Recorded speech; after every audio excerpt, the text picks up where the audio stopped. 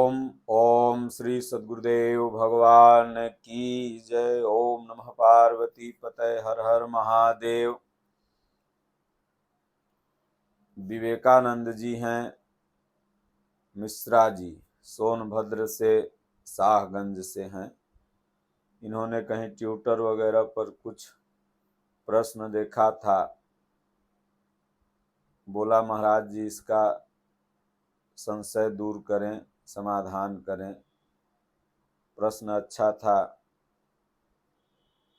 लोगों तक इसकी जानकारी पहुंचनी चाहिए, इसलिए हमने सोचा इसका उत्तर बता दें। पहले हम इनको बताएं कि दुनिया में एक ही प्रश्न है और एक ही उत्तर है। दुनिया में क्या प्रश्न है, क्या क्वेश्चन मार्क है, तो ईश्वर क्या हैं, और ईश्वर का मिल जाना ही उत्तर है। बाकी इस संसार में न कुछ उत्तर है और न कुछ प्रश्न है। हर एक उत्तर समय के हिसाब से प्रश्न बन जाएगा और हर एक प्रश्न समय के हिसाब से उत्तर बन जाएगा। लेकिन फिर भी साधना क्रम के दौरान भगवान श्री कृष्ण ने भी माना, अर्जुन को उपदेशित किया कि परिप्रश्नेन सेवया। अर्जुन प्रश्न और सेवा के द्वारा साधना पथ पर चलने का विधान है। इसलिए साधक के अंदर जो भी थोड़ा बहुत प्रश्न है वो अपने सीनियर साधक से भक्त या साधक करता है, जैसा पूज्य गुरुदेव भगवान ने भी निर्देशित किया है। तो प्रश्न इनका इस प्रकार है, कई प्रश्न हैं जो इन्होंने हमें भेजा है कि महाराज जी इसका क्या मतलब होता है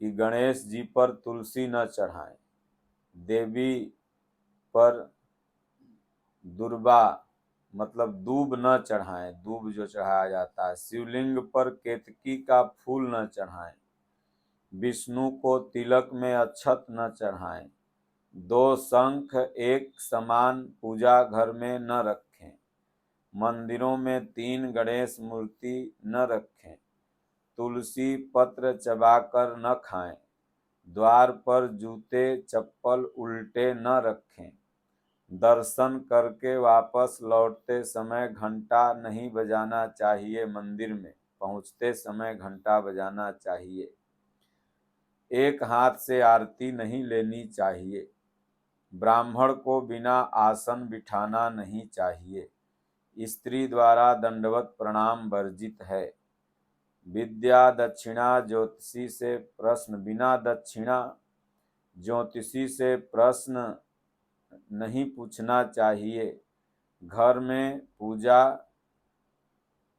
करने अंगूठे से बड़ा शिवलिंग न रखें, पूजा करने के लिए छोटा शिवलिंग रखें, तुलसी पेड़ में शिवलिंग किसी भी स्थान पर न हो, गर्भवती महिला को शिवलिंग का स्पर्श नहीं करना चाहिए, स्त्री द्वारा मंदिर में नारियल नहीं फोड़ना चाहिए, रजस्वाला स्त्री को मंदिर में प्रवेश नहीं करना चाहिए, परिवार में सूतक हो तो पूजा प्रतिमा स्पर्श न करें, शिव जी की परिक्रमा नहीं किया जाता है, पूरी परिक्रमा, शिवलिंग से बहते जल को लाघना नहीं चाहिए, एक हाथ से प्रणाम न करें, दूसरे के दीपक में अपना दीपक जलाना नहीं चाहिए, चरणामृत लेते समय दाएं हाथ के नीचे एक नैपकिन रखें ताकि एक बूंद भी नीचे न गिरे, चरणामृत। 25वां प्रश्न है, चरणामृत पीकर हाथों को सिर या शिखा पर न पोंछें बल्कि आंखों में लगाएं, शिखा पर गायत्री का निवास होता है, उसे अपवित्र न करें। 26वां प्रश्न है, देवताओं को लोभन या लोभान कि अगरबत्ती का धूप न करें। 27वां है, स्त्री द्वारा हनुमान जी शनि देव को स्पर्श वर्जित है। 28वां प्रश्न है, कंवारी कन्याओं से पैर पकड़वाना पाप है। 29वां प्रश्न है, मंदिर परिसर में स्वच्छता बनाए रखने में सहयोग दें। मंदिर में भीड़ होने पर लाइन में लगे हुए भगवान के मंत्रोच्चारण करते रहें एवं अपने क्रम से ही अग्रसर होते रहें। शराबी का भैरव के अलावा अन्य मंदिर प्रवेश वर्जित है। मंदिर में प्रवेश के समय पहले दाहिना पैर और निकास के समय बायां पांव रखना चाहिए। घंटी और को इतनी जोर से न बजाएं कि उसे वर्कस ध्वनि उत्पन्न हो सके तो मंदिर जाने के लिए एक जोड़ी वस्त्र अलग रखें। मंदिर अलग ज्यादा दूर नहीं है तो बिना जूते चप्पल के ही पैदल जाना चाहिए। मंदिर में भगवान के दर्शन खुले नेत्रों से करें और मंदिर से खड़े खड़े वापिस नहीं हो। 2 मिनट बैठकर भगवान के रूप माधुर्य का दर्शन लाभ करें। 37वां, आरती लेने अथवा दीपक का स्पर्श करने के बाद हस्त प्रक्षालन अवश्य करें। इन 37 प्रश्न में से कुछ तो प्रश्न ऐसे हैं जो नैतिकता की तरफ हैं और कुछ भ्रांति की तरफ हैं। तो प्रथम कक्षा में जब शिशु रहता है तो आप देखेंगे कि उसके किताब में लिखावट से ज़्यादा फोटो होता है। जैसे LKG UKG के जो बच्चे होते हैं उनके किताबों को अगर आप देखिए तो उसमें सेव का चित्र, गधा का चित्र, तमाम चित्र होते हैं। तो बाद में उसे पता होता है कि ये जेड से जेब्रा हुआ या क से कबूतर हुआ, लेकिन पहले उसको गधा या जेब्रा या सेव या कबूतर का चित्र दिखाया जाता है ताकि वो उसकी तरफ आकर्षित हो, धीरे धीरे बढ़े चढ़े और पढ़ने में अपना मन लगावे, फिर आगे क्रमशः चल करके वो अपने शैक्षणिक जीवन को पूर्ण करे। उसी तरह ये आध्यात्मिकता है। तो इसमें कुछ तो नैतिकता अच्छी है, जैसे स्त्री से पैर नहीं छुआना चाहिए कुमारी कन्याओं से। इसका 2 कारण है। पहला कारण है कि मातृवत भावना, यह परमहंस आश्रम में भी है। माताओं से पूज्य गुरुदेव भगवान या उनका कोई भी साधक पैर नहीं छुआता है। यह नैतिकता भी है और अपने ब्रह्मचर्य को बचाने का, संग दोष से बचने का एक अच्छा सुलभ तरीका भी है। तो इसमें कुछ प्रश्न नैतिकता के आधारित पर हैं, जैसे दाहिने हाथ से आरती लेना। ये सब बताया जाता है बचपन से ही, बाएं से नहीं खाओ, दाएं से खाओ। बाएं से क्या होता है, हम तमाम ऐसे कार्य करते हैं जैसे शौच के बाद हस्त प्रक्षालन इत्यादि, या तो बैक्टीरिया वगैरह कुछ हो सकता है रहे तो दाहिने हाथ से बुजुर्गों ने बताया कि खाया जाए। ये सब एक नियम है। लेकिन जब धीरे धीरे साधक अपने क्लास से उन्नत होते चला जाता है तो कबीर साहब ने कहा कि आँख न मूंदूं, कान न रूधूं, काया कष्ट न धारूं, उघरे नैना साहब देखूं, सुंदर बदन निहारूं। तो फिर तमाम वो नियम से ऊपर उठ जाता है। जैसे पहला प्रश्न है, गणेश जी को तुलसी न चढ़ाएं, देवी पर दुर्बा न चढ़ाएं, शिवलिंग पर केतकी फूल न चढ़ाएं, विष्णु को तिलक अक्षत न चढ़ाएं, 2 शंख एक समान घर में न रखें, मंदिर में 3 गणेश की मूर्ति न रखें, तुलसी का पत्र चबा कर न खाएं, द्वार पर जूते चप्पल उल्टे न रखें। ये भगवान पर क्या चढ़ाएं क्या न चढ़ाएं, ये तो प्रथम स्टेज की बात है। लेकिन भगवान श्री कृष्ण गीता में कहते हैं कि अर्जुन, भगवान को केवल भाव चाहिए। ये प्रथम स्टेज पर लोगों को बताया जाता है, लेकिन बताने के क्रम में यह भी बताएं कि ये प्रथम स्टेज की बात है और यह एक भ्रांति जैसा लगता है, लेकिन गीता एक ऐसा शास्त्र है जो भ्रांति निवारण है। भगवान ने कहा, अर्जुन भाव भाववस्य भगवान सुख निधान करुणा अयन।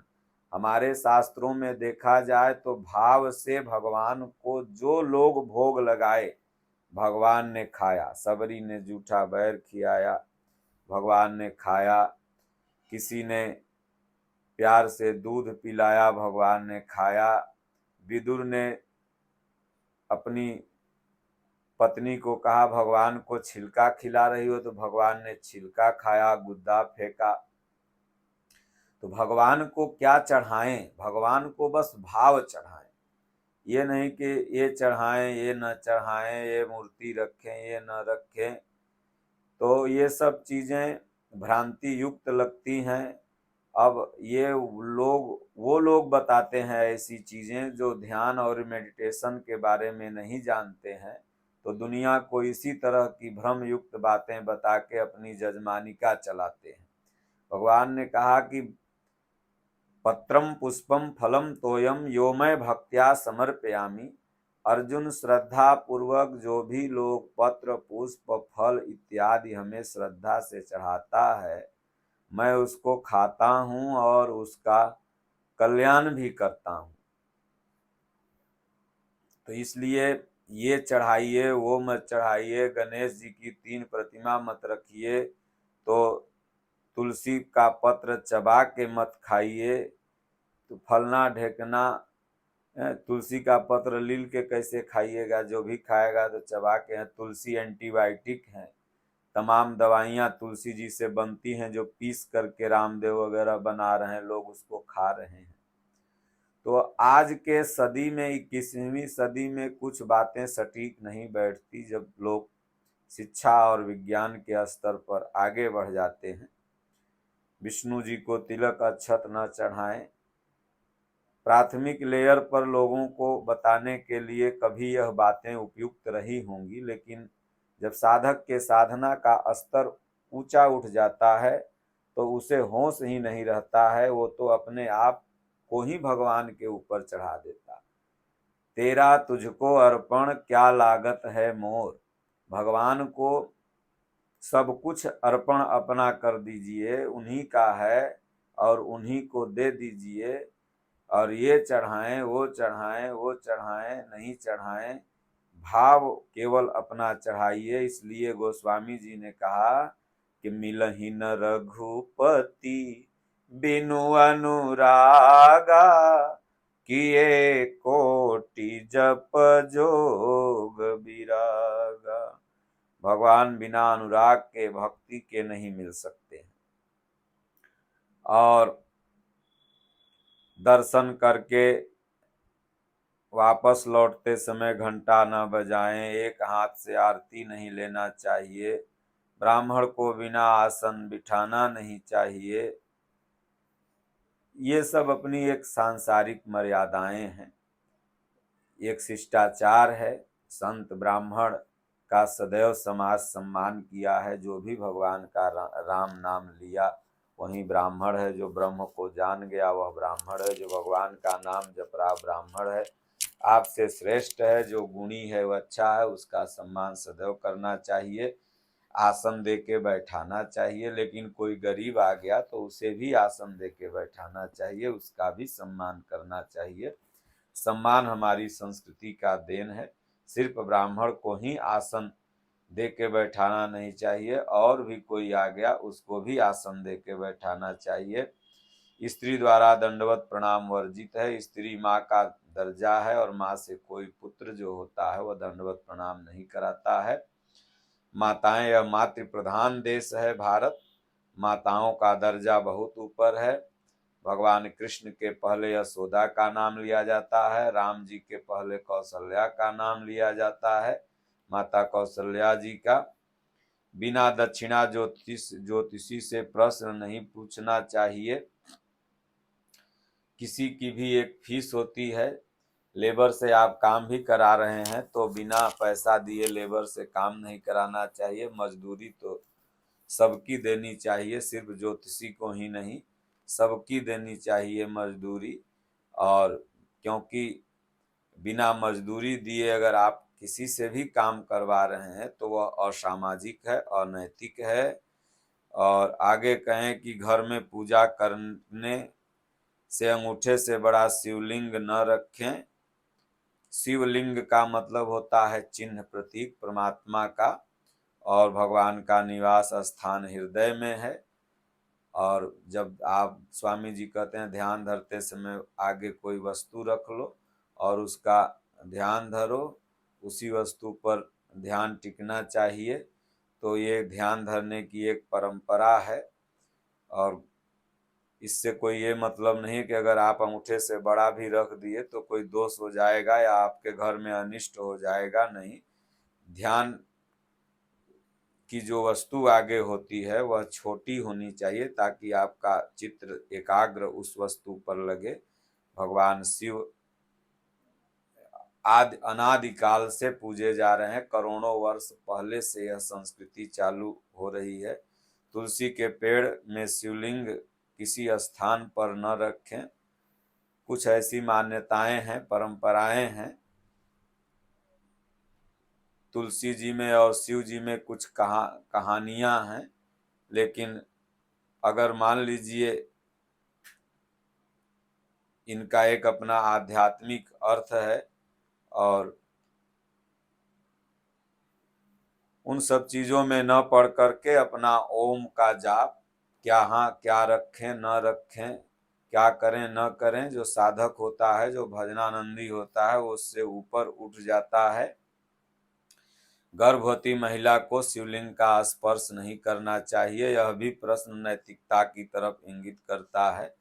और अगर स्पर्श मान लीजिए हो भी गया तो कोई पाप नहीं है। यह ऐसे हमारे यहाँ नियम है कि उस समय माताएं थोड़ा अशुद्ध रहती हैं, इसलिए पूजा पाठ वगैरह इत्यादि वर्जित है, क्योंकि बैक्टीरिया वगैरह चारों तरफ फैलते रहता है।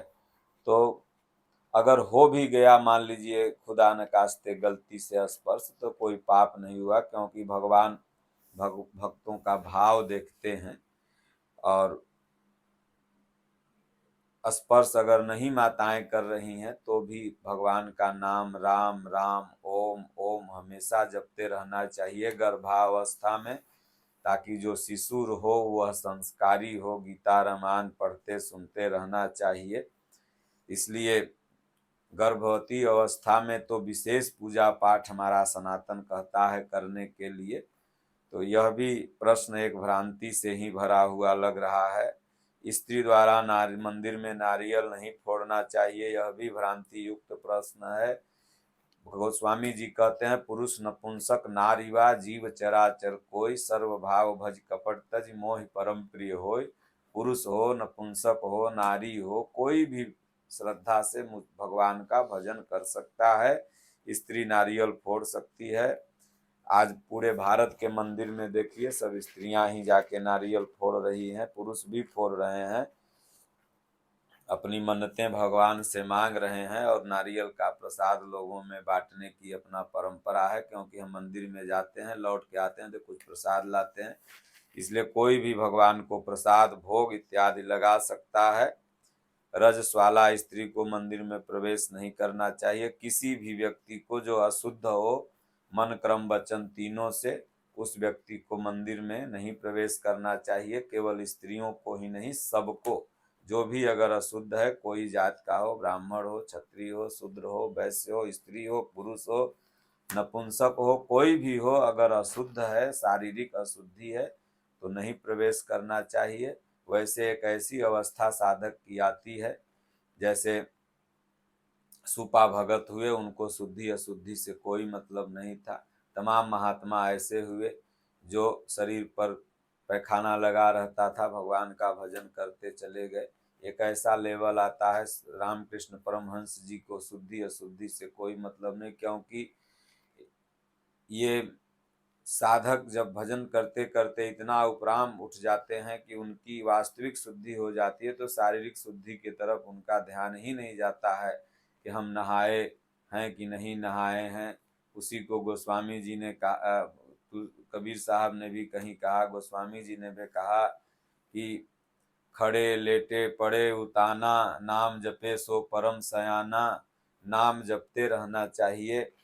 तो इसलिए, लेकिन एक अवस्था तक, प्रथम स्तर में इसका खास तौर से ध्यान देना है कि अब हम लोग भी अपने गुरु महाराज के धुना आसन इत्यादि को साफ सुथरा रह के जाना। तो प्रथम अवस्था में यह है, लेकिन जब धीरे धीरे साधना का स्तर ऊंचा उठते जाता है तो फिर मानसिक शुद्धि पर विशेष ध्यान साधक रखता है, बाहरी शुद्धि का उसे पता ही नहीं चलता है। शिवलिंग को बहते जल नहीं लागना चाहिए। शिवलिंग से भी जो जल इत्यादि निकल रहा है उसे पैर से हम लोग नहीं छूते हैं, यह मर्यादा है, भगवान का जल है, उसको पैर से छुएंगे तो एक मन में नास्तिकता पैदा होगी। इसलिए उसको ऐसा जगह दे दें ताकि वहां पर किसी भी तरह की अशुद्धि न हो, यह अच्छा है। परिवार में सूतक हो तो परिक्रमा नहीं, पूजा प्रतिमा का स्पर्श न करें। अब कोई मर गया, कुछ हो गया घर में, तो भोग इत्यादि नहीं लगाना चाहिए, लेकिन घर में राम राम सीता राम इत्यादि का जाप नहीं छूटना चाहिए। मान लीजिए 10 दिन आप सब कुछ छोड़ दिए, 10वें दिन में आप भी मर गए, तब तो पता लगा राम राम आप नहीं जप पाइएगा। तो भोग इत्यादि भगवान को मत लगाओ। पूज्य गुरुदेव भगवान कहते हैं घर में लाश भी पड़ी हो तो राम राम जपते हो तो 10 मिनट राम राम जपने के बाद ही लाश उठाओ। लेकिन पूजा पाठ इत्यादि जो लोग करते हैं वो अगर करिएगा तो एक अनैतिक होगा। लोग कहेंगे कि देखो इसके घर में लाश पड़ा है और ये शंख बजा रहा है, तो ये तो नहीं करना चाहिए। लेकिन राम राम मन से अपना जपते रहना चाहिए, नियम नहीं टूटना चाहिए। और एक हाथ से प्रणाम न करें। किसी भी व्यक्ति को आप अगर ऐसे करिएगा तो सोचेगा कि हमको काटने के लिए बोल रहा है। प्रणाम का, स्पर्श का मतलब होता है हाथ दोनों जोड़ के प्रणाम करना। ये अपनी नैतिकता का है, तमाम लोग ऐसे प्रणाम करते हैं। ये ऐसे सैल्यूट किया जाता है, हमारे देश की सेना ऐसे सैल्यूट करती है, लेकिन भारतीय संस्कृति है इस तरह से प्रणाम करना। इसलिए किसी भी व्यक्ति को एक हाथ से प्रणाम नहीं करना चाहिए, आपके अनैतिक होने को दर्शाता है। इसलिए नैतिकता की बात है कि दोनों हाथ से प्रणाम करें। दूसरे को दीपक से अपना दीपक नहीं जलाना चाहिए, यह भी भ्रांति युक्त लग रहा है, क्योंकि दीपक से ही दीपक जलता है। मैं भी बैठा जा रहा था लोक वेद के साथ, मार्ग में सतगुरु मिला दीपक दीन्हा हाथ। ज्ञान का दीपक जो होता है गुरु अपने शिष्य में ट्रांसफर करता है और शिष्य फिर अपने शिष्य में ट्रांसफर करता है, तो ये दीपक से दीपक ही जलता है। आज जितनी भी पूरी दुनिया में रोशनी है, एक दीपक से दूसरा दीपक ही जला है। चरणामृत लेते समय दाएं हाथ से नीचे नैपकिन रखें। आपको जब कोई प्रसाद देता है तो ऐसे दाहिना हाथ और एक हाथ नीचे लगाइए ताकि एक बूंद भी न गिरे। ये ठीक प्रश्न है। ये प्रसाद का अनादर नहीं होना चाहिए। भगवान का जो भी प्रसाद है वो पेट में जाना चाहिए। अगर आप नीचे गिरा रहे हैं फिर वो लात से लगेगा तो ये आपके अमर्यादित होने का एक सबूत देता है, इसलिए ठीक है। आगे कहते हैं कि देवताओं को लोभाने अगरबत्ती का धूप न करें। भगवान को, परमात्मा को जो भी आपके पास सुलभ है वो चढ़ाएं। लोभान वगैरह का एक वैज्ञानिक मान्यता है, उसको जलाने से बैक्टीरिया वगैरह या अगरबत्ती जलाने से या हवन इत्यादि करने से वायुमंडल शुद्ध होता है। अगर है तो आप घी इत्यादि जलाएं, नहीं है तो आप भगवान के सामने हाथ जोड़ के खड़े हो जाएं। तो कुछ जगह पर लोभान इत्यादि जलाया जाता है, जैसे मुर्दा वगैरह जहाँ रखा रहता है, रात में अगर वो आदमी कोई मर जाता है तो वहाँ लोभाने न जलाता है, ताकि मुर्दा से जो बैक्टीरिया वगैरह है वो लोगों तक उसका दुर्गंध वगैरह न पहुँचे। तो इस सब का एक अपना वैज्ञानिक मान्यता है, ये सब करना चाहिए, मानना चाहिए, लेकिन भगवान से इसका कोई संबंध नहीं है। इसका संबंध अपना हम लोगों के सामाजिकता से है। भगवान को केवल भाव चाहिए। आगे कहते हैं, स्त्री द्वारा हनुमान जी शनि देव जी का स्पर्श वर्जित है, ऐसा कुछ भी नहीं। माता पुरुष सब भगवान की पूजा कर सकते हैं, हनुमान जी की पूजा कर सकते हैं।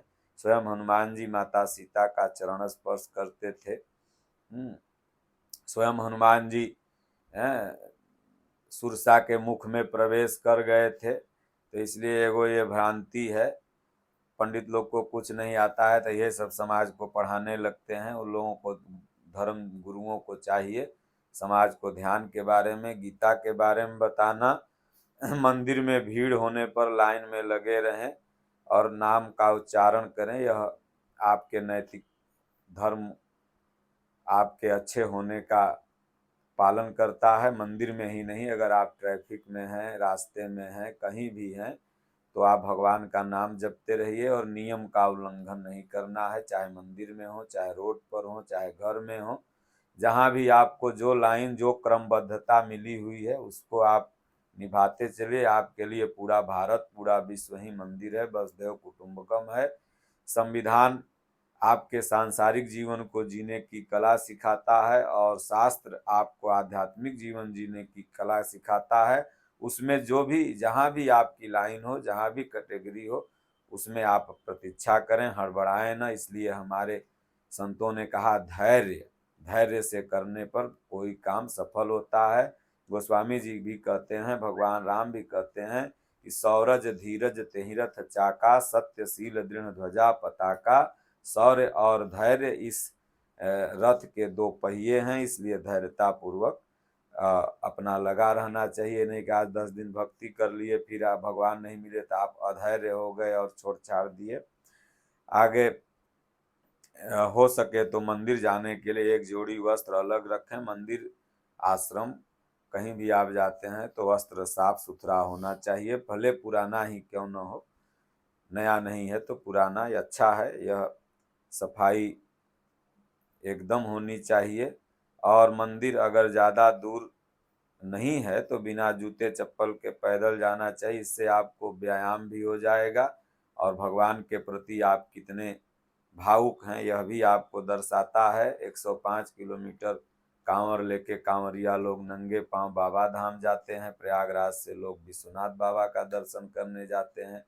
रामेश्वरम में लोग दर्शन करने जाते हैं अपने नज़दीकी तीर्थों से। जितने भी जगह तीर्थ हैं, मंदिर हैं, लगभग आप देखिए तो ये पांव, नंगे पांव लोग जाते हैं। भगवान के प्रति भावना और भक्ति को दर्शाता है, ऐसा होना चाहिए। और इससे अगर आप, दो फायदा है, एक तो आप निर्मल होंगे, आप भाविक हैं, यह दर्शाएगा। दूसरा, आपका, पहले लोग नंगे पांव चलते थे, 100 बरस तक आंख नहीं खराब होता था, चप्पल जूता कोई जानता नहीं था। आज घर में, किचन में, रूम में, सब जगह लोग चप्पल पहन रहा है, शरीर को अर्थिंग नहीं मिल रही है। तो इसलिए वैज्ञानिक और आध्यात्मिक कारण दोनों से यह चीज उपयुक्त है। इसलिए खाली पैर मंदिर अवश्य जाना चाहिए। मंदिर में भगवान के दर्शन खुले नेत्रों से करें। भगवान का दर्शन उघरे नैना साहब देखी, सुंदर बदन निहारे। भगवान को खुले नेत्रों से देखेंगे। आंख मूंद के देखिएगा तो शुरू अवस्था में हो सकता है कुछ दूसरा दिखाई देने लगे। इसलिए मंदिर में जाइए तो आंख खुली हो। और आगे कहते हैं कि आरती लेने अथवा दीपक स्पर्श करने के बाद हस्त प्रक्षालन अवश्य करें। यह भी एक अपना नैतिक धर्म है, ऐसा करना चाहिए। और जब जो साधक एमएड बीएड जैसे आप करते हैं बाहरी अवस्था में, तो जब साधक भजन करके पूर्णतम की अवस्था पर पहुंच जाता है, उसके लिए सारे नियम विधि निषेध सब खत्म हो जाते हैं। पूज्य गुरुदेव भगवान कहते हैं कि महापुरुष और 5 वर्ष का बालक एक जैसा होता है। जैसे आप देखते हैं 5 वर्ष का बालक है, पैखाना ले लेगा, मुंह में डाल लेगा, खैले रहेगा। तो भगवान के मूर्ति रहेगा वो ऐसे लगा दे, उसको क्या पता कि भगवान है या ही पैखाना है। तो उसी तरह जब साधक की एक अवस्था उच्चतम अवस्था पर पहुंच जाता है वह महापुरुष, तो उसके लिए सारे नियम विधि निषेध सब नष्ट हो जाते हैं, वह उन्हीं में स्थित हो जाता है। उसको यह पता ही नहीं है कि क्या गलत है क्या सही है, बस वो जो करता है वही सही है। फिर भी हमारे महापुरुषों ने, भगवान राम ने, भगवान कृष्ण ने समाज को एक नियम दिया, एक मर्यादित नियम दिया, ताकि हमारा समाज उस नियम पर चले। इसलिए भगवान श्री कृष्ण योगेश्वर कहलाए और भगवान राम जी मर्यादा पुरुषोत्तम कहलाए। तो मर्यादाएं बहुत जरूरी हैं, भगवान ने ऐसा कहा। लेकिन बहुत से महापुरुष ऐसे भी हुए जिनका जीवन देखा जाए तो हम लोगों को लगेगा कि अमर्यादित है, लेकिन वो अपने स्वरूप में स्थित हैं और वो मर्यादित हैं। जैसे सूपन भगत को देखिए, संत रविदास को देखिए, आप क्या नाम है रामकृष्ण परमहंस जी को देखिए, हमारे दादा गुरु महाराज को देखिए। तमाम ऐसे महापुरुष हुए जो बाहरी दृष्टिकोण से तो लगा कि पागल हैं, विक्षिप्त हैं, लेकिन वो पूर्ण स्थिति के, हमारे दादा गुरु महाराज के गुरु महाराज लंगड़ू बाबा थे, सत्संगी महाराज जिनको हम लोग कहते हैं। तो इन लोगों का जीवन देखा जाए तो ये दोनों जीवन श्रेष्ठ है महापुरुषों का। इसलिए संतों को इन बाहरी आंखों से हम लोग नहीं पहचान सकते हैं, उनको पहचानने की अवस्था आंतरिक है। इसलिए जो इनका प्रश्न है, जो ये कुछ इसमें भ्रांतिपूर्ण तथ्य है और कुछ अच्छा भी है, तो जो अच्छा है उसका पालन करें, जो भ्रांति युक्त है उससे निवारण करें। ओम श्री सद्गुरुदेव भगवान की